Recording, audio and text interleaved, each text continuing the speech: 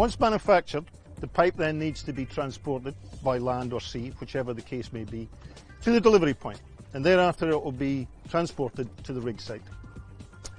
Since pipe manufacture and transportation and storage is strictly controlled, it makes a lot of sense that decent preparation should be conducted prior to the running hole, and it should be controlled also.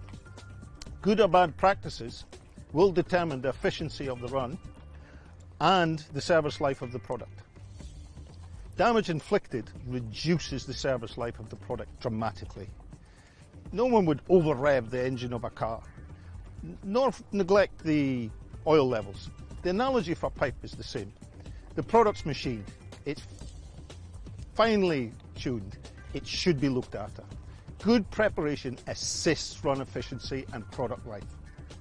The preparation prior to running in the hole can include drifting, cleaning of the ends, visual thread inspection, length measurement, identification of accessories, and also a check of running equipment. The first thing to do when you go out on deck, or if it's a land rig to the racks, is check the general condition of the pipe. Then the protectors have to be removed and the ends should be cleaned.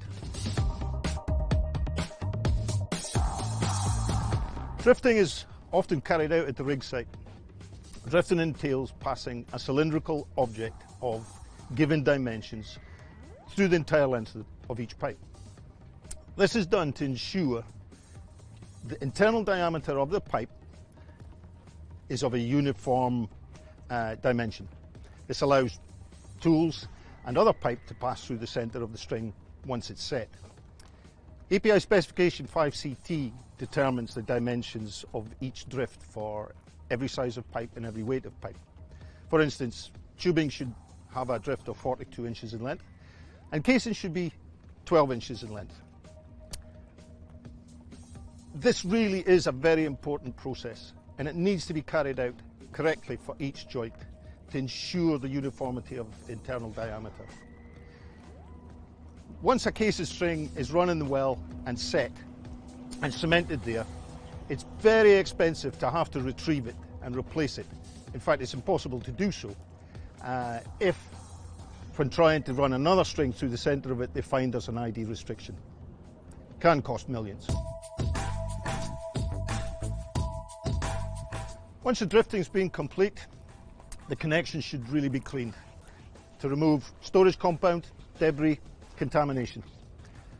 This allows for a complete and thorough visual thread inspection of the connections prior to running them in the hole. Cleaning should be conducted with a high pressure wash gun or a brush and detergent to remove all contamination. After drifting the pipe and then cleaning the connections to get rid of all the debris, it's a really good idea to actually visually inspect the connections that are going to be assembled on the rig floor. Damage can be caused at any time to a premium connection during transportation, storage, offloading from the boat if it's an offshore rig, or transportation in trucks or whatnot, or the racking process, and even in the cleaning process itself. Damage can be caused to the connections, and damage is not really what you want when you're making up these connections, because they're finely machined and they will create problems, potentially in the future service life of the connection. When conducting an inspection, the individual carrying out the inspection really does need to know about the connection he's inspecting. They need to know the critical areas, needs to know where to look. There's no point in inspecting an area thinking it's the seal when it's not the seal at all, or maybe the connection doesn't have a seal. Likewise, if you could look at an area and there's damage on it, and if you don't know that is actually the critical seal area or whatnot, you may overlook it, in which case you're then assembling a connection which is going to fail. Premium connections, as opposed to API connections, have several things in common.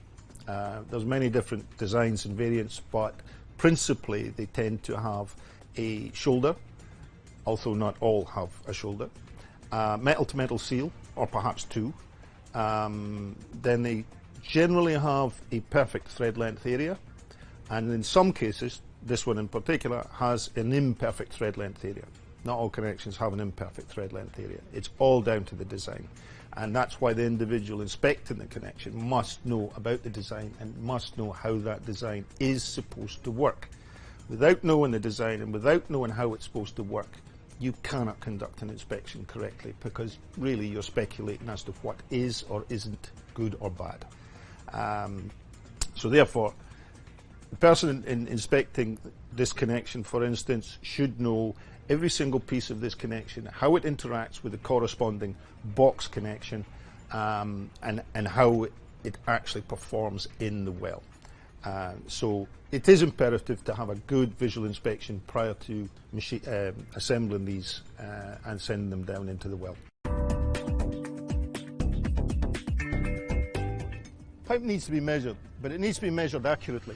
The reason for that is so the engineers on the rig can tell exactly where the string is at any given time, because they know the length of each pipe that's made up to that string. The measurement is taken from the outermost face of the box to the outermost point of the pin with the protectors off. That gives a total length of the joint. You take the total length and you minus a make-up loss.